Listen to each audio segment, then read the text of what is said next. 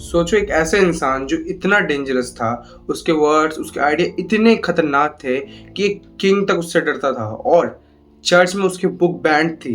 बोला जाता था कि उस बुक को साक्षात एक डेविल ने लिखा है। और आज 500 साल बाद भी बड़े बड़े लीडर्स, पॉलिटिशियंस, बड़े बड़े मैनिपुलेटर्स, फिलोसोफर्स जो अभी के टाइम में है, उसे एज अ गॉड फादर मानते हैं फिलोसॉफी का।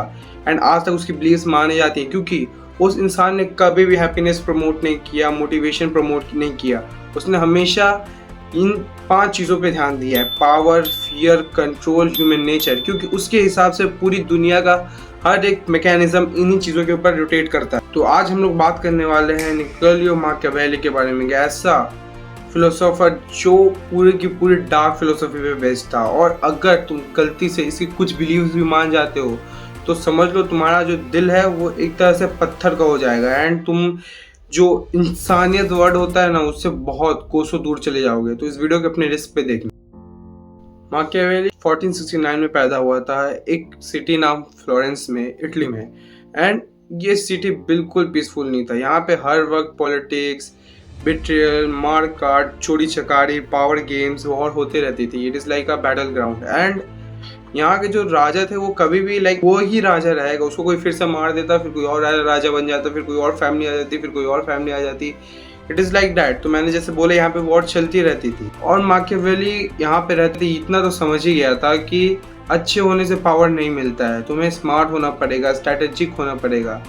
इसलिए वो जब बड़ा हुआ उसने हिस्ट्री पढ़ी, रोमन एम्पायर्स के बारे में पढ़ा, वॉर्स के बारे में पढ़ा, रूलर्स को जाना एंड ह्यूमन व्यूअर को समझा। कोई रिलीजन नहीं, कोई दिमाग में ये नहीं कि हाँ सब अच्छे होते, बस रियलिटी, बस रियलिटी। इसलिए उसकी 30s में उसको बहुत ज़्यादा रिस्पेक्टफुल एंड अच्छी जॉब मिली, जो कि एक गवर्नमेंट ऑफिशियल था एंड एक डिप्लोमेट का भी जॉब था उसके पास। तो इसको किंग से मिलना, वॉर्स को नेगोशिएट करना, वॉचिंग रूलर्स क्लोजली कि वो लोग कैसे काम करते हैं, seeing how power actually work behind the close doors, कि ये सब उसको समझ में आने लगे कि होता असल में क्या है। जैसे कि फॉर एग्जाम्पल हम लोग जाके न्यूज़ देख लेते हैं एंड न्यूज़ में जो भी बोलता है हम लोग उसे सच मान लेते हैं, बट वो जो चार बारी है जहाँ पे ये शायद क्या वो लोग सोचते होंगे हम लोग के बारे में, क्या पता। हम लोग के आज के टाइम के रूलर्स भी हमें बस ऐसे ही कचरा समझते होंगे एंड बोलते होंगे कोई बात नहीं, 4 मरते हैं तो मरने दो, ये वो एटसेट्रा एटसेट्रा। तो वो चीज़ वो समझ गया था। फिर उसके बाद उसे एक किंग के बारे में बहुत इंटरेस्ट आया कि वो किंग कैसे काम करता था। उसका नाम था सीजर बोर्गिया। वो एक ऐसा किंग था जो ब्रूथलेस था, किसी से नहीं डरता था, हमेशा काम रहता था और स्ट्रैटेजिक रहता था। और वो कभी भी अपने काम में इमोशंस को नहीं ढुकने देता था। फॉर एग्जाम्पल वो जब काम करता था वो फुल ऑन कैलकुलेशंस के ऊपर काम करता था। वो ये नहीं समझता था किसकी गलती है, किसका अच्छा होगा। वो बस अपना देखता था कि इन सब में मेरा क्या फ़ायदा होगा।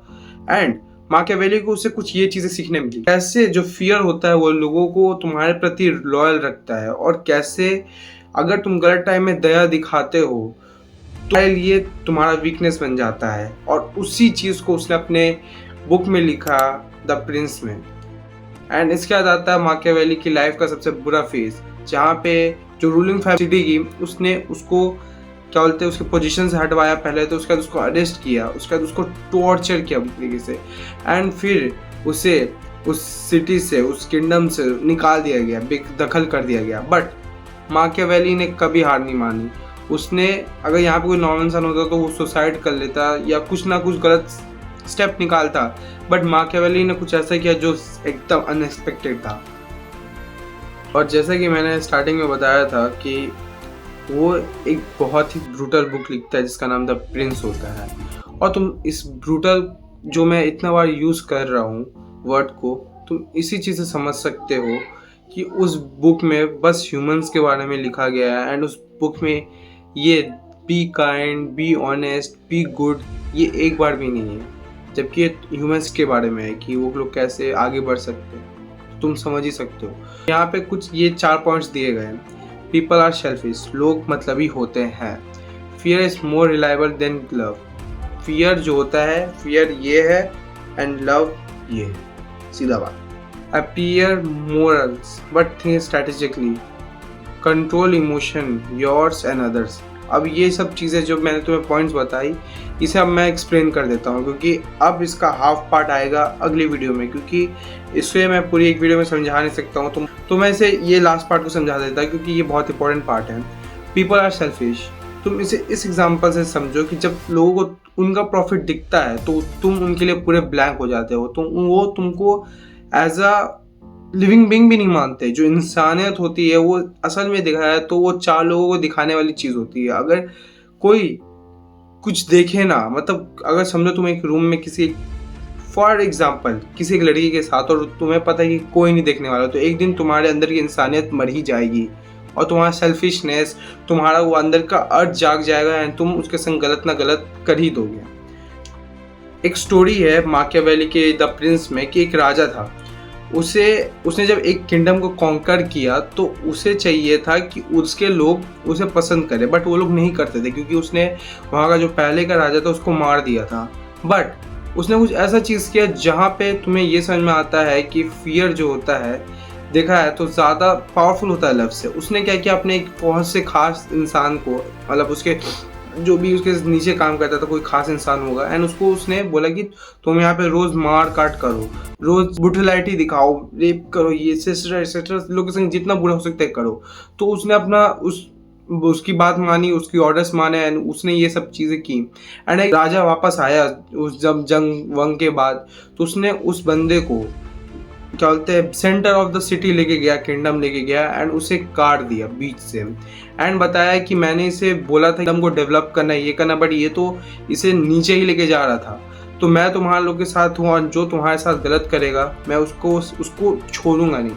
तो वहाँ के लोगों को बोला ये तो साला अपने ही इंसानों को मार रहा है, अपने ही लोगों को मार रहा है हम लोग के लिए, तो इससे बड़ा लाइक गॉड हो ही नहीं सकता। तो तुम समझ सकते हो उसने क्या गेम खेला, कितना खतरनाक गेम खेला। और ये गेम जो था ये था फियर का, क्योंकि उस इंसान ने फियर में आके ये सब किया, उसके लव के लिए नहीं किया, उसने ये चीज़ अच्छाई के लिए कभी नहीं किया। उसने ये देखा कि वो लोग को अगर मैं अपने नीचे नहीं झुकाऊंगा कोई से हिसाब से भी, तो वो लोग मुझे एक ना एक दिन गिरा ही देंगे।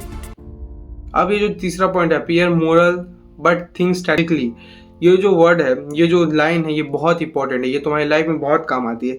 हमेशा स्टार्टिंग में अच्छे बनो, जहाँ तक तुम्हें लग रहा है कि तुम अभी नीचे हो उनसे। इसका एग्जांपल सेम ऑफिस के साइड भी लेके जाओ। अगर तुम किसी ऑफिस में नए नए आए हो तो तुमको अच्छे बन के रहना पड़ता है।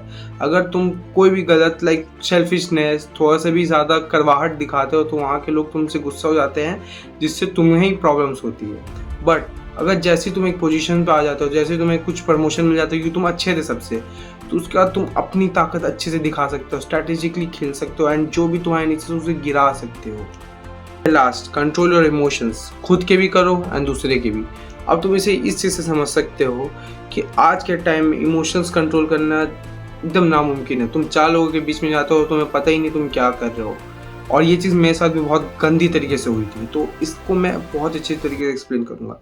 फॉर एग्जांपल जब मैं 4 लोगों के सामने जाता था तो मेरे इमोशंस लाइक फूट जाते थे। लाइक ऐसे नहीं होता है, एक बलून में पानी भरा हुआ है एंड जैसे ओवरलोड होता है तो बलून से लाइक जितने भी वाटर्स होते हैं वो फट के निकल आते हैं, वैसे मेरे भी इमोशंस फूट जाते थे। बट जब मैंने ये बुक पढ़ी, जब मैंने माकियावेली को देखा एंड समझा, तो मुझे ये एक चीज़ समझ में आई कि इमोशंस जो होते हैं वो एक तरह का तुम्हारा वीकनेस दिखाने का बस एक जरिया होता है और कुछ नहीं होता है। अगर तुम कल को 2 मिनट के लिए चुप बैठ जाते हो 4 लोगों के बीच में, जहाँ पे तुम परसों उन लोग के सामने बहुत अच्छे से बात कर रहे थे, एकदम खिखी कर रहे थे, एंड देखना तुम लोग को कोई घंटा फर्क नहीं पड़ता है। तुम किसी ऐसे इंसान को कॉल करो जिसके साथ तुम एक दिन पहले बहुत घूम रहे थे, भाईचारा की बात कर रहे थे, एंड तुम उसके अगले दिन बोलते हो कि भाई मुझे इतने पैसों की ज़रूरत है, बहुत अर्जेंट, तो वो घंटा तुम्हें पैसे नहीं देगा जब तक तुम कुछ उसकी हेल्प नहीं करोगे। तो your emotions is just like a water in a balloon that will burst in front of peoples, and जो अदर्स के इमोशंस होते हैं उन्हें बस एक कचरा समझो। लिटरली मेरे वर्ड्स नहीं है, ये मैंने बुक में समझा, मैं उसे बोल रहा हूँ। लोगों के इमोशंस को कचरा समझो। जहाँ तुम उसे रियलिस्टिक समझने लगते हो तभी तुम उस दलदल में फंस से जाते हो। तो उनके इमोशंस को कभी भी सीरियसली मत लेना, क्योंकि तुम्हारे सामने वो बोलते कि तुम्हारे भाई हैं, तुमसे बहुत प्यार करते हैं, बट एट द एंड पीठ पीछे वो बस प्रॉफिट देखते हो। कल को उनका लॉस दिखा तभी वो निकल जाएंगे। यहाँ तक थी ये फर्स्ट पार्ट। सेकंड पार्ट अगले वीडियो में आएगा एंड तुम्हें जो भी क्वेश्चन है मैसेज करके बोलो, क्योंकि मैं अगले पार्ट जब बनाऊंगा तो मैं उस क्वेश्चन के आंसर देना चाहूँगा। तब तक ले सिया।